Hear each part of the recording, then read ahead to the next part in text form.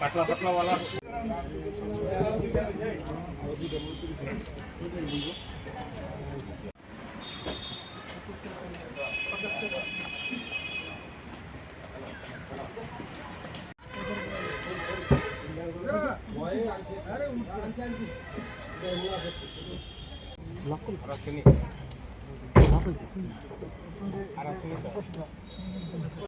দেখুন, গতকালকে ইউনিভার্সিটিতে দুইটা কম্পিটিটিভ এক্সাম ছিল, একটা ছিল এলডিসি এবং আরেকটা এমডিএস।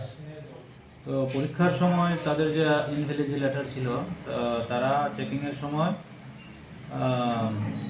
মোট 7 জনকে তারা সন্দেহভাজন হিসাবে ধরেন। তাদের মধ্যে 2 জন প্রক্সি হয়ে অন্যদের পরীক্ষায় বসেছিল। বাকি 5 জন তাদের জুতার মধ্যে লুকিয়ে, মোবাইল জুতার মধ্যে লুকিয়ে ব্লুটুথ ইউজ করে তারা নকল করার চেষ্টা করছিল।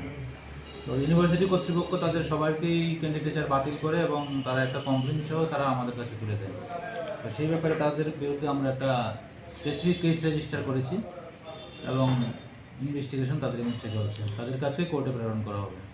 তাদেরকে কালকে রাত্রিবেলায় গ্রেপ্তার করা হয়েছে। 2 জন পরীক্ষার্থী ছিল না, তারা প্রক্সি হিসেবে ছিল পরীক্ষা অন্যদের, আর বাকিরা পরীক্ষার্থী ছিল। তারা অসৎ উপায় অবলম্বন করে মোবাইল ডিভাইস ইউজ করে পরীক্ষায় বসেছিল।